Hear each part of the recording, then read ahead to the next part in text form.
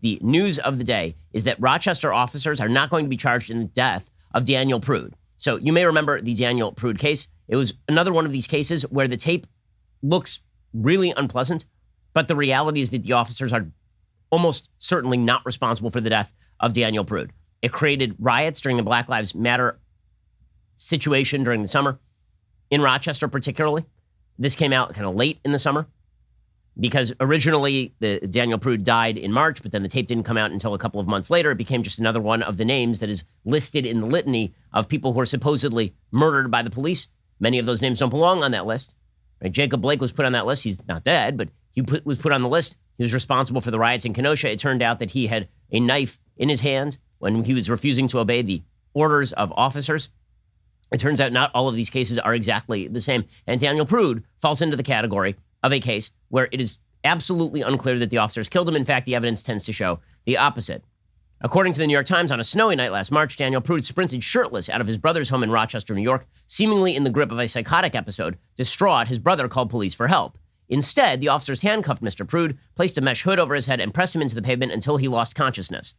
Okay, now that is a wild exaggeration of the actual chain of events. So we actually have the tape, right? The police tape came out of what happened here. And Daniel Prude is walking down the street in the middle of Rochester. It is snowing outside, and he is completely nude at the time. And he starts shouting at the officers, "Give me your gun." And so they restrain him. And then he starts trying to spit at them, and he says that he is COVID positive. Remember, this is early on in the pandemic. This is like 2 weeks into the shutdown of the pandemic. And so they do what officers are trained to do. They put a mesh hood on him. It is breathable. They did not put him in a burlap sack. They didn't choke him to death. Okay, and then it appears that he died of excited delirium, right? Because it turns out that he was probably extremely high on PCP. That is what the autopsy showed. And again, he was walking naked down the street in Rochester. So this obviously was not somebody who was in a decent mental or physical condition when the officers first encountered him. Here's a little bit of what that tape looked like. Get on the ground, man. Look. Get on the ground. Put your hands behind your back. Behind your back. Yes, Don't sir. move. Yes. Don't move. Yes, Chill sir. out, man. Don't move. I mean that. God bless y'all, man. Stay on the Let ground. me up. Get the away from me. In Jesus Christ, I pray. Amen. Son, give me that No, gun, you're not gonna me. stay down. You hear him say, "Give me that gun," and then they put him and they hold him down because he is not staying down, right?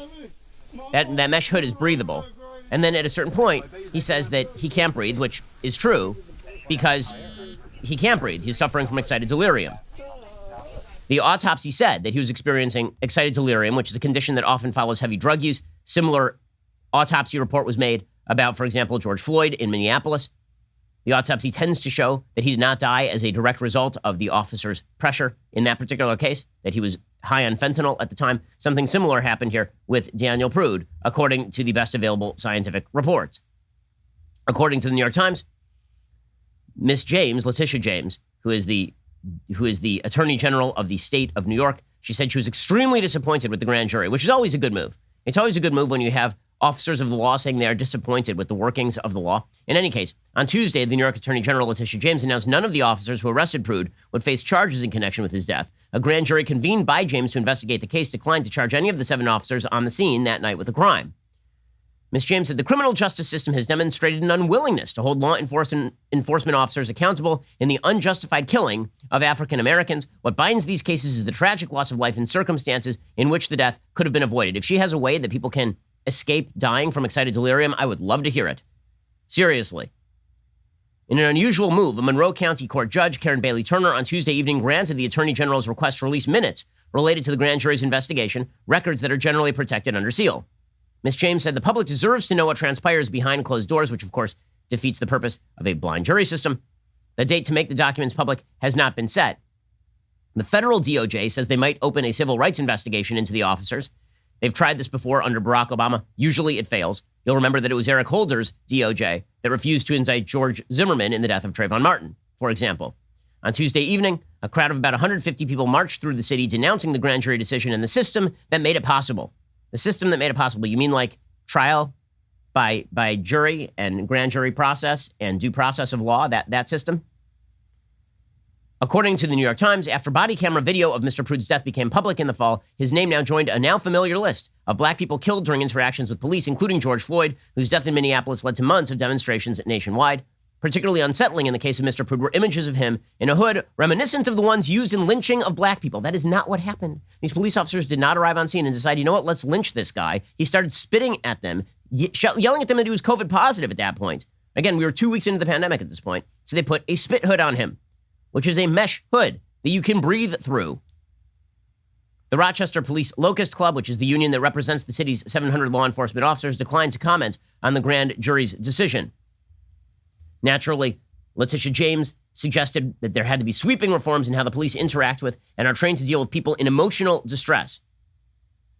Buried in this article from the New York Times are the actual circumstances here. Mr. Prude, 41, lived in Chicago but had been visiting his brother in Rochester. Friends said that before his death, Mr. Prude had begun to rely more heavily on the drug PCP. This is one of the more dangerous drugs known to man.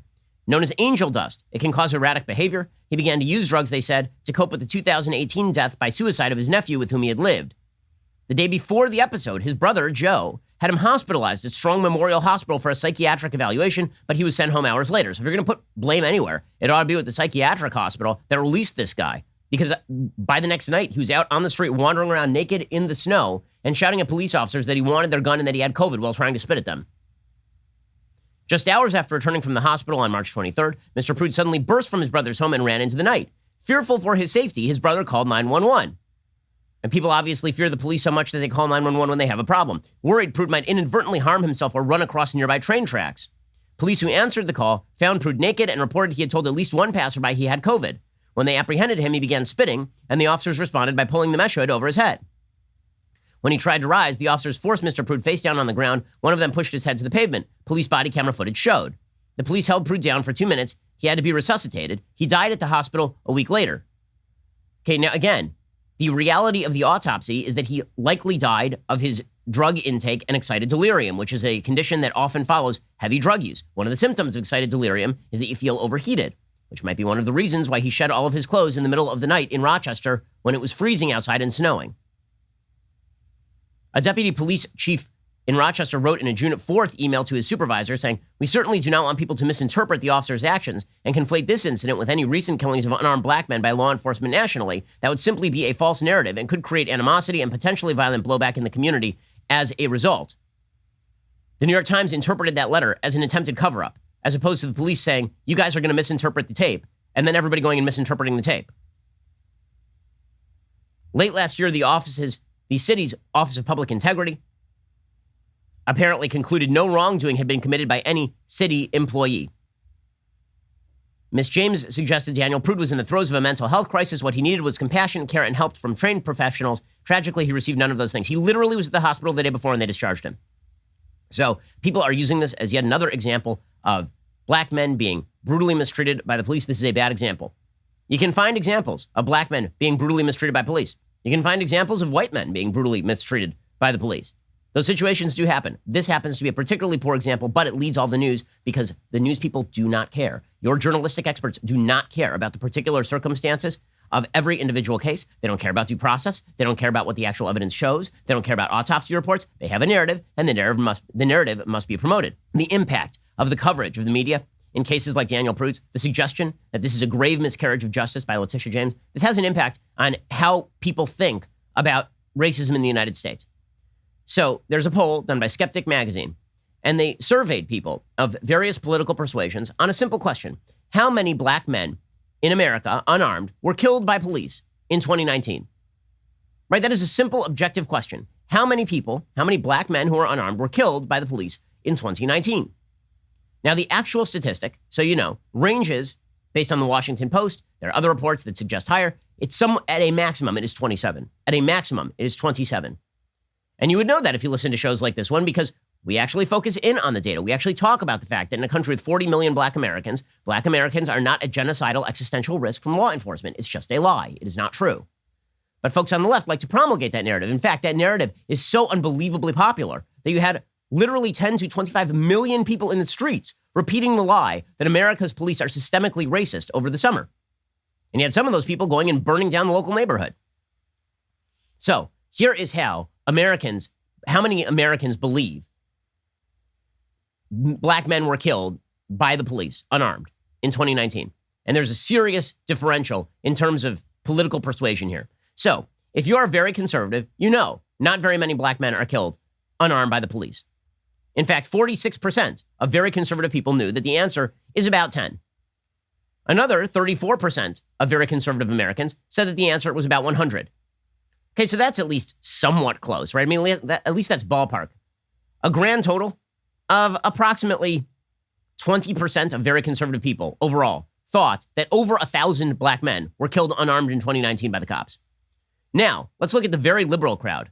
The very liberal crowd, 15.71% of very liberal Americans believed that about 10 black men were killed unarmed by the cops in 2019.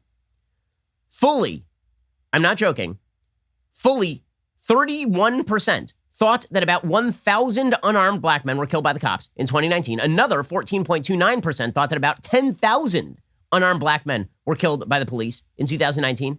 And 7.86% thought more than 10,000 were killed by the cops in 2019, which is utterly crazy. So when you add those three numbers together, what you end up with is a majority of very liberal people believe that over 1,000 black men were killed unarmed by the cops in 2019. The actual answer at a maximum is 27. So they are only off by like 2 orders of magnitude. Okay, there's a reason for that. And the reason for that is the media coverage. And by the way, here's the big problem. This holds true for normal liberal people, not just very liberal people, normal liberal people. Normal liberal people believe that many, many more unarmed black men were killed than actually were killed. 26.67% of normal liberal people believe 1,000 black men a year are killed unarmed by the cops. Another 12% think that at least 10,000 people were killed by the cops unarmed black every single year. Now, once you get to people who are moderate and who don't believe the narrative quite as much, you still end up with a huge percentage of Americans who believe that the number is way higher than it is. Right? Fully 41% of moderates believe that about 100 people were killed a year by the cops, unarmed and black. And 16% still believe that about 1,000 were killed. What you see is that as these polls get more conservative, they get more accurate. Right? The more conservative these folks are, the more accurate they are. In fact, there's only one exception to this rule, and that is actually between very conservative and conservative people. If you're just conservative and not very conservative, you're actually more accurate on this question. About 86% of just conservative people understood that the answer was below 100. Okay, so here is the problem. The narrative has purchase, and the narrative is a lie. Black men are not being routinely gunned down by cops unarmed every year. And this holds true throughout our society. Every time you hear about systemic racism, you should be asking for the data. What is the evidence that a disparity is in fact discrimination? But people don't bother. People do not bother to actually answer that question. Okay, so there is another poll statistic from Skeptic. Okay, and the question was, in 2019, what percentage of people killed by police total were black? The actual answer is about 30%. Actually, sorry, it's about 25%. About 1/4 of all people killed by the cops in 2019 were black. The vast majority of those people, as we've just explored, were armed or threatening the cops in some way. Okay, once again, the very liberal people get this one completely wrong. They believe that 60% of all people killed by the cops in 2019 were black. 60%, 6 in 10 people killed by the cops were black, according to very liberal people. According to liberal people, 56% of people who were killed by the cops in 2019 were black. Total. Okay, again, that is off by at least a factor of 2. Moderates, 46%, they believe that 46% of people who were killed by the cops were black in 2019. Conservatives were the closest. Once again, people who just consider themselves conservative were the closest on this score. They say that 37.8% of people killed by the cops were black. Again, the real number is 25%. So every single subgroup in American life thought the number was higher than it was. Very conservative people thought 44.5% of people killed by the cops were black. Okay, so here's the reality. Even among conservatives, the narrative has purchase. Because when you keep hearing over and over and over that black men are being gunned down, and when the only stories that you hear are of black men being shot by the police, as opposed to white people being shot by the police or Hispanic people being shot by the police, well, then you end up with a narrative. And the narrative oftentimes is extraordinarily false. And here's the thing. We live in a society where it's not enough that you hear the narrative. You must parrot the narrative. And if you don't parrot the narrative, you will be called out for being unwoke. You will be called out for not being one of the people who is sophisticated. One of the people who doesn't see, it'll be suggested that you're naive, you don't see through the system. In fact, you are a pillar of the system. You are a person who makes this evil system possible, unless you repeat a false narrative. And this has infused every aspect of our culture. I hope you enjoyed that clip from The Ben Shapiro Show. If you did, go ahead and hit the subscribe button so you stay up to date on all of our future content.